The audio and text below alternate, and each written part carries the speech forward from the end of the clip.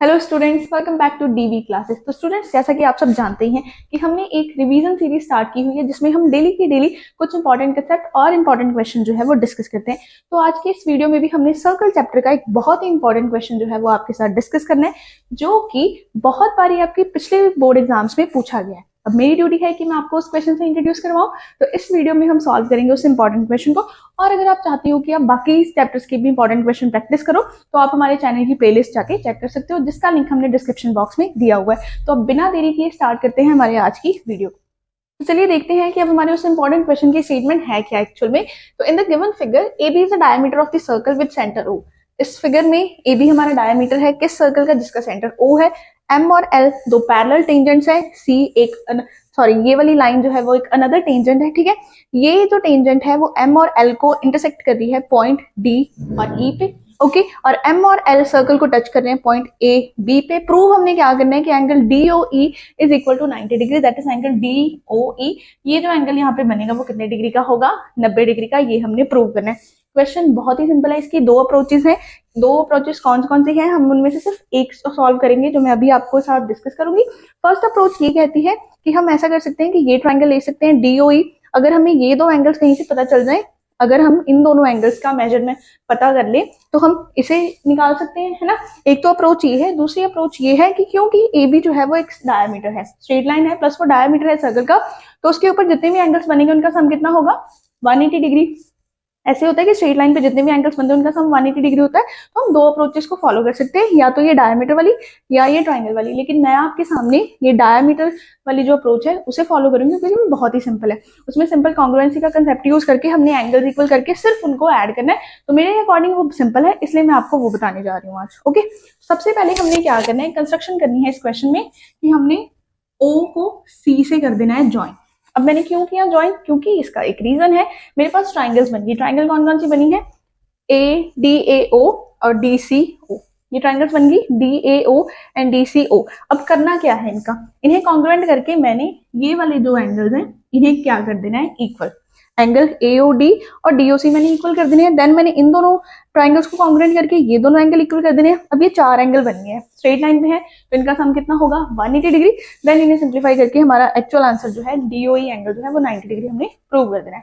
ये मेथडोलॉजी है, ओके। अब हम लिखते हैं इसे कैसे करना है, ओके। तो दो ट्राइंगल्स हम ले लेंगे पहले, triangle D A O and D C O. इन triangle D A O and triangle D C O. और मैं चाहूंगी कि पहले आप समझो, फिर आप अपनी नोटबुक पे नोट करना इस सम को, ओके। पहले समझो, मैं आपको टाइम दूंगी स्क्रीनशॉट लेने का, नोट करने का, फिर आपने आगे करना है, ओके। तो अब क्या करना है, डीए और डीसीओ में क्या क्या चीजें इक्वल है ताकि हम इन्हें कॉन्ग्रुएंट कर सके। सबसे पहले ओ ए और ओ सी जो है वो रेडियस है। ओ ए और ओ सी जो है सेम रेडियाई है, तो हमने लिख देना है कि रीजन ये सेम रेडियाई है। देन ओडी, ओडी दोनों ट्राइंगल्स में आ रही है तो ये क्या होगी हमारी कॉमन साइड। ओडी ओडी क्या होगी हमारी कॉमन साइड, नोटेड। थर्ड चीज क्या हो सकती है, ओए ओसी ले लिया, ओडी ओडी ले लिया। एंगल्स के बारे में हमें कोई नॉलेज नहीं है अभी, ठीक है। 90 डिग्री का हम तब लेते, कई बच्चे सोच रहे होंगे ना कि ये एंगल ए पे 90 डिग्री है, लेकिन ये एंगल यहाँ इस ट्राइंगल में कोई 90 डिग्री का एंगल बन रहा है, नो, ठीक है। तो यहाँ पे हमने क्या किया, एडी और डीसी को इक्वल कर सकते हैं, एडी और डीसी, क्योंकि length of tangents drawn from an external point to a circle are equal. किसी सर्कल पे जब हम किसी एक्सटर्नल पॉइंट से दो टेंजेंट्स बनाते हैं तो वो दोनों इक्वल होती हैं। अगर ये थ्योरम आप लोगों को अभी तक नहीं पता या आपने इसे रिवाइज नहीं किया तो आप इससे रिलेटेड वीडियो भी हमारे चैनल पे चेक कर सकते हो, जिसका लिंक भी डिस्क्रिप्शन में दिया हुआ है, ओके। तो यहाँ पे AD is equal to DC, length of tangents पूरा आपने रीजन लिखना है, लेंथ ऑफ टेंजेंट्स। अभी मैं आपके लिए यहाँ पे शॉर्टकट भी लिख सकती हूँ कि थ्योरम नंबर 10, लेकिन ऐसा होगा कि कई बार आपके माइंड में वही रह जाता है कि आप एग्जाम में भी वैसे लिख दोगे। ऐसा नहीं लिखना, आपने प्रॉपर उसकी स्टेटमेंट मेंशन करनी है that the length of tangents drawn from an external point, drawn from an external point to a circle are equal, okay जी। अब तीन चीजें इक्वल हो गई हैं, इट मींस हमारी ट्राइंगल्स जो हैं ये कॉन्ग्रुएंट होगी। Triangle D A O is congruent to triangle D C O. अब ट्रिपल एस से हुई है, तीनों साइड्स इक्वल की हैं।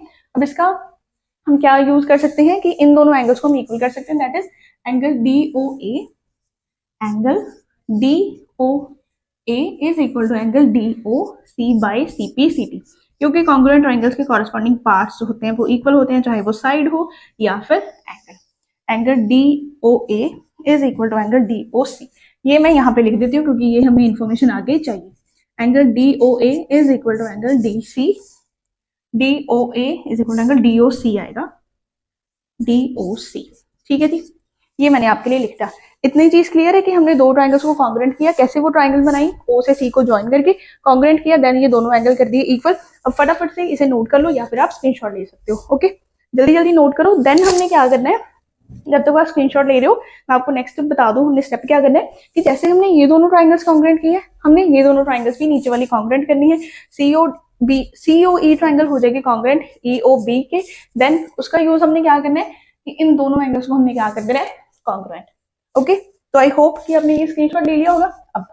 अब चलते हैं नेक्स्ट, कि नेक्स्ट हमने क्या करना है, क्योंकि ये दोनों ट्राइंगल्स भी कॉन्ग्रुएंट हो जाएंगे, सिंस triangle COA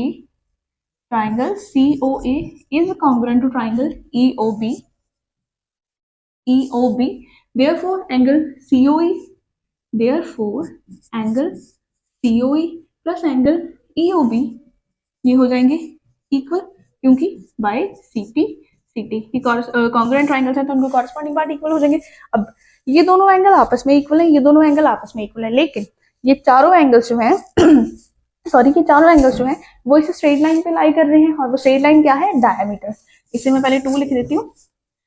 अब यहाँ पे लिखते हैं here AB is a straight line, AB is a straight line and also diameter of circle and also diameter. So हम क्या कर सकते हैं, चारों एंगल्स को प्लस कर सकते हैं, एंगल AOD ये वाला angle plus angle DOC plus angle COE। बहुत ही सिंपल क्वेश्चन है, लेकिन ये बहुत बार पूछा गया है, तो मेरा फर्ज था कि मैं आपको ये क्वेश्चन जो है वो जरूर आपके साथ सॉल्व करूं। क्वेश्चन बहुत ही सिंपल है, लेकिन हमें एक बार इसे प्रैक्टिस करना था कि अगर ऐसा क्वेश्चन आ जाए तो हमने कौन कौन सी अप्रोच जो है वो फॉलो करनी है। ओके, तो ये हो जाएगा 180 डिग्री। रीजन पता है, स्ट्रेट लाइन पे है तो सभी एंगल्स का सम होगा 180 डिग्री। अब हमने क्या किया था कि एंगल AOD जो है वो DOC के इक्वल किया था, एंगल AOD जो है वो DOC के इक्वल किया था, तो हम लिख सकते हैं कि एंगल AOD की जगह मैं DOC लिख सकती हूँ। क्यों मैंने DOC ही लिखना है उसका भी आपको रीजन अभी पता चल जाएगा, क्योंकि मुझे फाइनल एंगल चाहिए DOE। तो मैं ट्राई करूंगी कि मेरे जो यहाँ पे मैं एंगल्स लिखूं वो इन दोनों की फॉर्म में हो, है ना, तो इसलिए मैंने AOD की जगह लिख दिया DOC। देन COE जो है वो EOB के इक्वल है, तो मैं EOB की जगह COE लिख सकती हूँ, तो मैंने यहाँ पे भी लिख दिया angle COE is equal to 180 degree. Simple reason इनके यहाँ पे लिखे हैं, क्योंकि इक्वेशन 1 से ये मैंने लिखा है और ये इक्वेशन 2 की वजह से मैंने ऐसे लिखा है। तो क्योंकि ये दोनों एंगल इक्वल है, DOC लिखना था यहाँ पर, सॉरी DOC, तो ये बन गया 2 angle DOC plus 2 angle COE is equal to 180 degree. 2 common है तो 2 लिख लो आप कॉमन। ओके, देन ये जब 2 उधर जाके डिवाइड हो जाएगा तो ये क्या बन जाएगा, angle DOC plus angle COE is equal to 90 degree. अब यहाँ पे ध्यान से देखो, बिल्कुल लास्ट स्टेप है हमारा, DOC और COE को मिला के 90 डिग्री बन रहा है, DOC और COE, DOC COE।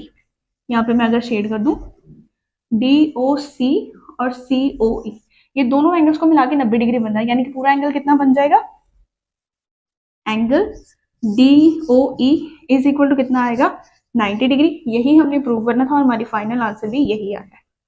ओके जी, इजी है। कैसे किया, हमने क्या किया, सबसे पहले हमने ये देखा कि ये एंगल्स कहाँ पे हैं। हमने देखा कि ये एंगल्स जो हैं वो इस स्ट्रेट लाइन पे, जिसे हम डायमीटर बोलते हैं, तो उस स्ट्रेट लाइन पे सभी एंगल्स का सम कितना होना था, 180 डिग्री हमने लिखा। देन अब ये एंगल्स कैसे सम हमने ऐड करते, तब हमने क्या किया, हमने दो ट्राइंगल्स ली, उन्हें कॉन्ग्रुएंट किया और दो एंगल्स क्या कर दिए, इक्वल। देन जो एंगल इक्वल थे उनके अकॉर्डिंग उनकी वैल्यूज लिखी, सिंप्लीफाई किया और हमारा आंसर आ गया angle DOE is equal to 90 degree. इसे फटाफट से स्क्रीनशॉट ले लो और आई होप कि आपको ये क्वेश्चन जो है अब अच्छे से क्लियर हो गया होगा। और अगर बाय चांस ये कभी आगे आ जाता है क्वेश्चन तो आप इसे अब इजीली सिंप्लीफाई कर सकते हो।